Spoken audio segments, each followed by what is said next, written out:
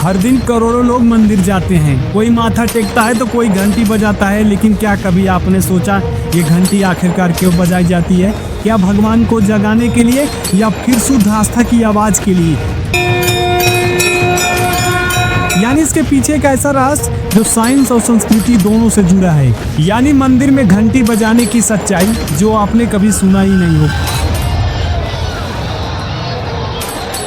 यानी अगर इसकी धार्मिक मान्यता पर बात करें तो जो लगभग सभी जानते हैं, माना जाता है कि मंदिर में प्रवेश करने से पहले घंटी बजाई जाती है ताकि हम भगवान को अपनी उपस्थिति का संकेत दे सकें। ये एक आम परंपरा है, लेकिन क्या भगवान को वाकई घंटी की आवाज सुनने की जरूरत है? नहीं। लेकिन इसके पीछे साइंस का क्या कहना है? कहता है कि घंटी की जो आवाज होती है वो 70 से 75 डेसिबल्स की होती है और उसका वाइब्रेशन करीब 60 सेकंड तक बना रहता है। ये 7 सेकंड का वाइब्रेशन हमारे दिमाग के दोनों हेमिस्फीयर्स यानी लेफ्ट और राइट ब्रेन को एक्टिव करता है। मतलब जब आप मंदिर में घंटी बजाते हैं तो आपका दिमाग एकदम अलर्ट हो जाता है, डिस्ट्रैक्शन हटती है और आप एक शांत फोकस्ड स्थिति में प्रवेश करते हैं। यानी घंटी भगवान से मिलने से पहले आपके माइंड को रीसेट करती है। यानी घंटी की ध्वनि एकदम ओम की ध्वनि जैसी होती है। ओम का जो संपदन होता है वही घंटी में रिफ्लेक्ट किया गया है। इससे दिमाग शांत होता है और मन एकाग्र होता है। यही कारण है कि मंदिर में ध्यान लगाने के लिए घंटी की आवाज को एसेंशियल माना गया है।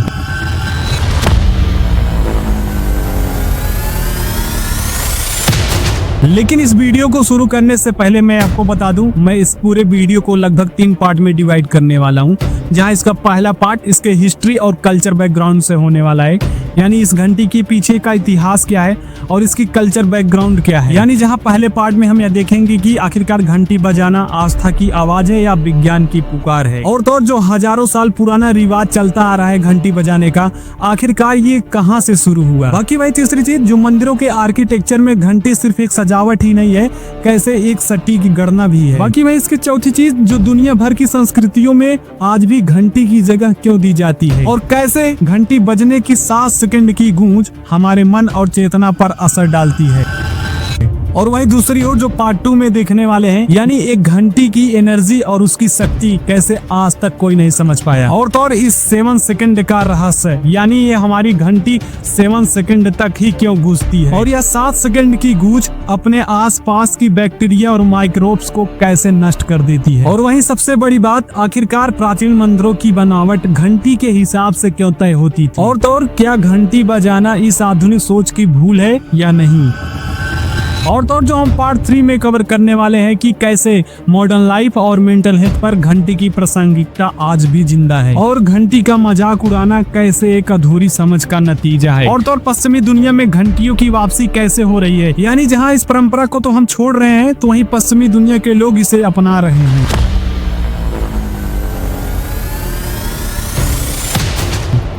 कभी मंदिर गए हो तो देखा होगा, जैसे ही कोई मंदिर में कदम रखता है सबसे पहले हाथ बढ़ते हैं घंटी की ओर।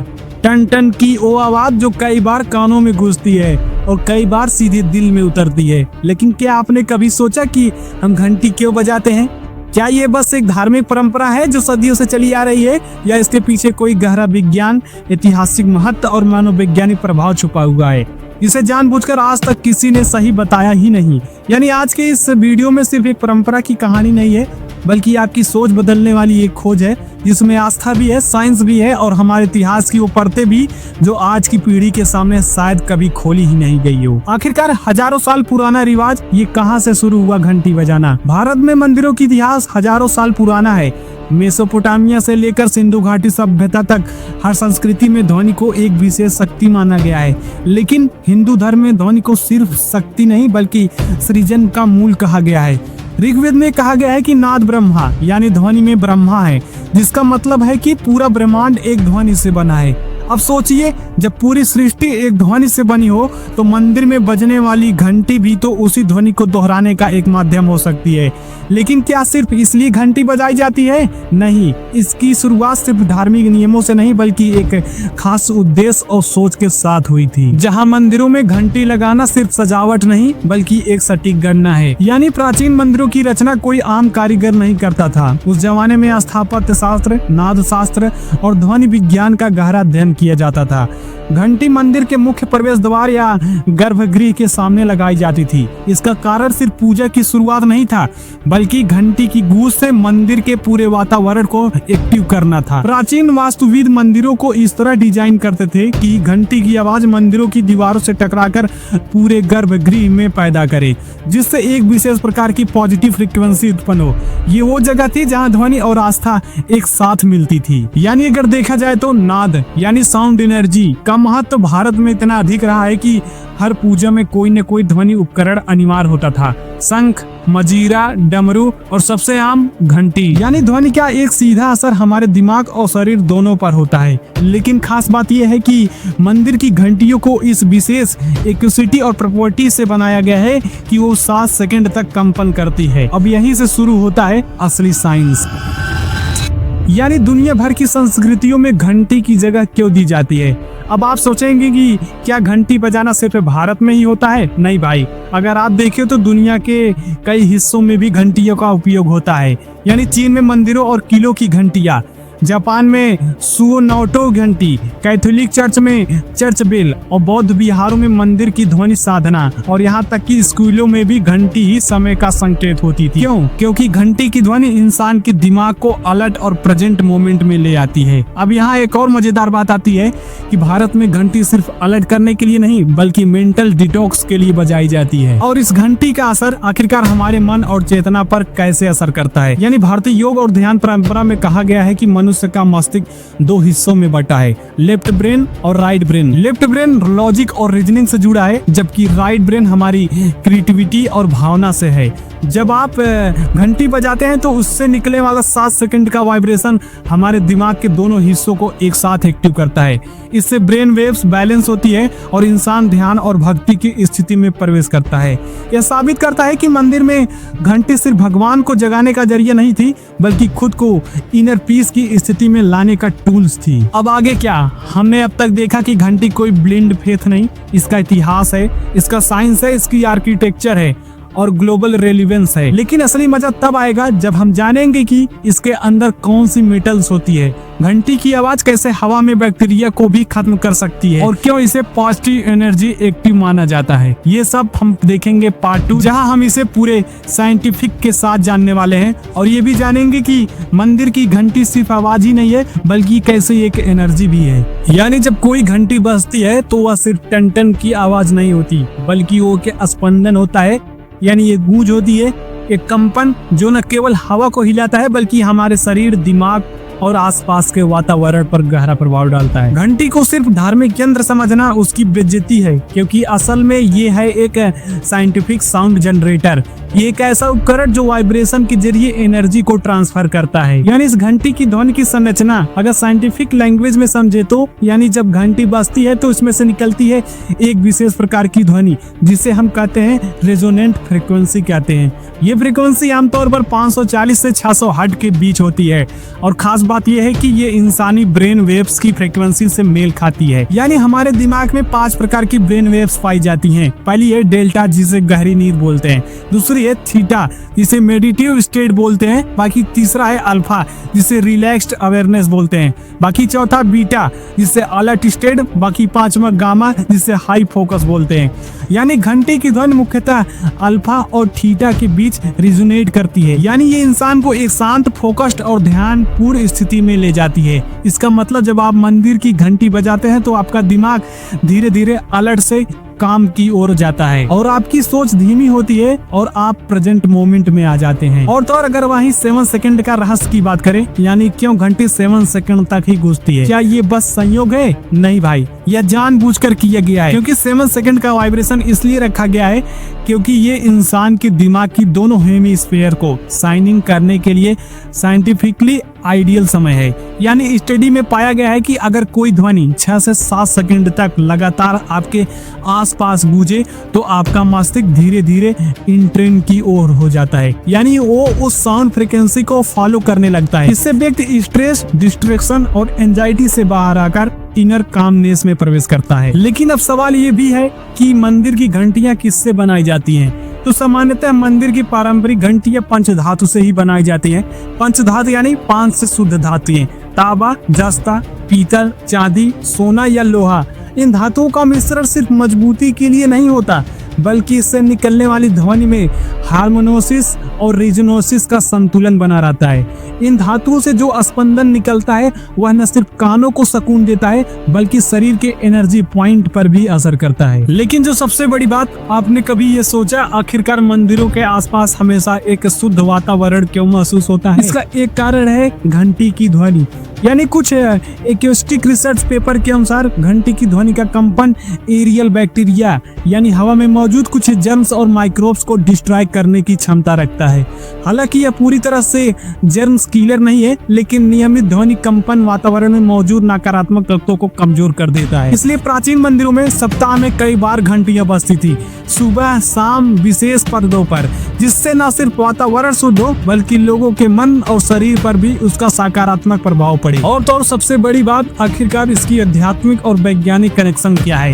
यानी भारतीय योगा शास्त्र में कहा गया है कि हमारे शरीर में 7 ऊर्जा केंद्र होते हैं, जिन्हें चक्र कहा जाता है। यानी मूलाधार, स्वादिष्ठान, मणिपुर, अनाहत, विशुद्ध, आज्ञा और सहसार।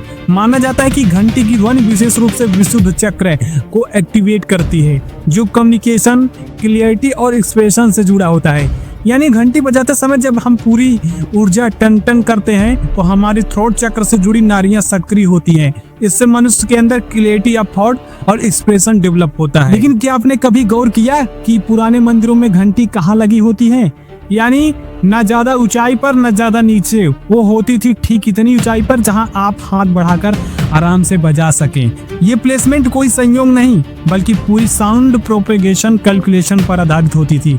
घंटी को मंदिर की मेन एक्सिस पर रखा जाता था, ताकि जब आवाज निकले तो वह गर्भगृह की ओर फैलते हुए एक डायरेक्शनल वाइब्रेशन फील्ड तैयार करे। यह आर्किटेक्चरल प्रिसिशन इतनी सटीक होती थी कि कई मंदिरों में अगर आप एक कोने में घंटी बजाएं तो उसकी इको मंदिर के बीचों बीच बिल्कुल सेंटर सुनाई देती थी। लेकिन क्या घंटी बजाना आउटडेट है, यानी आधुनिक सोच की भूल है?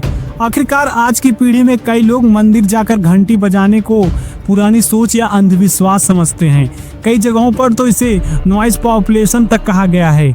लेकिन जब आप इसके पीछे की वैज्ञानिक परतें देखेंगे तो समझ आएगा कि ये घंटी कोई पाखंड नहीं, बल्कि विज्ञान और अनुभव से उपजी एक परंपरा है। यानी एक ऐसा यंत्र जो बिना किसी बैटरी, वायर या ऐप के आपके दिमाग, मन और शरीर को बैलेंस करता है। यानी हमने अब तक देखा कि घंटी की ध्वनि हमारे दिमाग के ब्रेन वेव्स से कैसे मेल खाती है, 7 सेकंड की गूंज मन को कैसे शांत करती है, पंचधातु से बनी घंटियां विशेष ऊर्जा उत्पन्न कैसे करती हैं, माइक्रोवेव्स पर कैसे असर डालने की ताकत रखती है, और ये हमारे चक्रों को जागृत कैसे करती है। और मंदिर की व आर्किटेक्चर में घंटी के अनुसार डिजाइन क्यों किया जाता था। यानी ये सिर्फ ध्वनि नहीं, बल्कि चेतना का विज्ञान था। और जहां हम इस पूरी जानकारी को जोड़ेंगे आधुनिक जीवन, मानसिक स्वास्थ्य और आस्था बनाम विज्ञान की बहस से, और अंत में देखेंगे क्या ऐसा निष्कर्ष जो किसी भी दर्शक को गहराई से सोचने पर मजबूर कर देगा। यानी आधुनिक युग में जब हम हर चीज का प्रमाण और तर्क मांगते थे तो अक्सर परंपराओं को पीछे छोड़ देते थे। हम सोचते थे अरे ये तो हमारी दादी नानी का जमाना था, अब कौन घंटी बजाता है। लेकिन जब आप मंदिर की घंटी के पीछे छुपे विज्ञान को समझते हैं तो आपको एहसास होता कि हमारे पूर्वज सिर्फ धार्मिक नहीं बल्कि वैज्ञानिक भी थे। उन्होंने जो नियम बनाए वो समाज को मानसिक, शारीरिक और आध्यात्मिक रूप से बेहतर बनाने के लिए बनाए गए थे, न कि डर फैलाने या अंधभक्ति में डुबाने के लिए। यानी मंदिर में घंटी बजाना केवल रिवाज नहीं था, बल्कि एक साइकोलॉजिकल टेक्निक था जो माइंडफुलनेस और ध्यान की स्थिति तैयार करती थी। यानी अगर आजकल के लोग मेडिटेशन ऐप डाउनलोड करते हैं, व्हाइट नॉइज, हीलिंग म्यूजिक और ब्रेन वेव साइनिंग साउंड के लिए पैसे खर्च करते हैं, लेकिन क्या आपको पता है मंदिर की घंटी उसी तरह की साउंड रिजोनेंस देती है जो आज न्यूरोसाइंस में उपयोग हो रही है। यानी बिनौरियल बीट्स, अल्फा वेव स्टिमुलेशन, जो इंसान के स्ट्रेस, एंजाइटी और डिप्रेशन को घटाने में मदद करता है। मतलब हजारों साल पहले हमारे मंदिर उसी साउंड थेरेपी का उपयोग कर रहे थे, जिसे आज न्यूरोसाइंस कटिंग एज बता रहा है। आज की तकनीक युग में जब हमारे दिमाग में हर वक्त नोटिफिकेशन की आवाजें गूंजती है। ऐसे में घंटी की टन टन एक तरह का मेंटल डिटॉक्स है जो आपकी फिर से प्रेजेंट मोमेंट में वापस लाती है। यानी घंटी का मजाक उड़ाना एक अधूरी समझ का नतीजा है आज कैसे। यानी आज के सोशल मीडिया पर कुछ लोग घंटी बजाने को सुपर स्टेशन बताते हैं। वो कहते हैं कि घंटी से क्या होगा, भगवान को आवाज चाहिए क्या। ये सब बकवास है, फैशन है, दिखावा है। लेकिन असल सच्चाई ये है कि विज्ञान तब तक अंदर आता है जब तक हम उस पर रिसर्च न करें। और हमारे पूर्वजों की कई परंपराएं बिना किताबों की साइंस पर ही बनी थी और घंटी उसी साइंस का हिस्सा है। और इस पर हंसना मतलब अपने इतिहास, विज्ञान और संस्कृति को नकार देना है। यानी जहां पश्चिमी दुनिया में घंटियों की वापसी और तेजी से हो रही है। अब सोचिए, जब हम अपने देश की चीजों को पुराना कहकर नकार रहे हैं तो अमेरिका, यूरोप और जापान के वेलनेस सेंटर में मंदिर की घंटी जैसी हीलिंग बेल्स इस्तेमाल की जा रही है। जापान में जेजन मेडिटेशन के दौरान घंटी बजाई जाती है। यूरोप में सिंगिंग बॉल्स के प्रयोग करते हैं जिसकी रिजोनेशन घंटी जैसी होती है। और अमेरिका में कई स्कूलों में बेल थेरेपी शुरू की गई है जहां छात्रों को शांत करने के लिए ध्यानपूर्वक घंटी की आवाज सुनाई जाती है। यानी जो हम छोड़ रहे हैं वही दुनिया पकड़ रही है। यानी दोस्त, अब आस्था और विज्ञान दोनों को जोड़ने का समय आ गया है। ये जरूरी नहीं कि हम या तो सिर्फ विज्ञान को माने या सिर्फ आस्था को। मंदिर की घंटी एक ऐसा पुल है जहां आस्था भी है, विज्ञान भी है और मानवता के लिए शांति का संदेश भी। यानी जिस तरह मंदिर के दरवाजे हर किसी के लिए खुले होते हैं वैसे ही इसकी परंपराएं भी सबके लिए हैं। फर्क बस इतना है कि हम उन्हें समझने की कोशिश करें, ना कि सिर्फ निभाएं। लेकिन अगर इसके हम फाइनल कंक्लूजन की बात करूं तो यानी यार घंटी बजेगी लेकिन जागरूकता के साथ।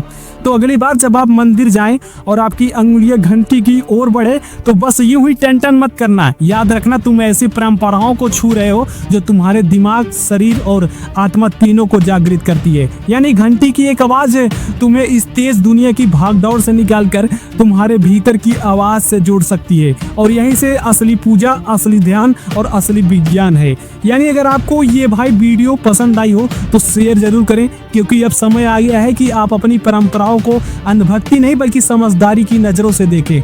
घंटी या सिर्फ मंदिर में नहीं बजेगी, वो बजेगा आपके अंदर भी, सोचने समझने और जागने के लिए, न कि बस बहस के लिए।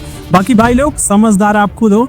और अब तक वीडियो में बने रहने के लिए आप सबको धन्यवाद। बाकी मिलते हैं फिर से नेक्स्ट वीडियो में, तब तक के लिए आप सबको बाय बाय। और हाँ, चैनल को शेयर, सब्सक्राइब करके बेल आइकन दबाना ना भूलना, जिससे नई वीडियो सबसे पहले आप तक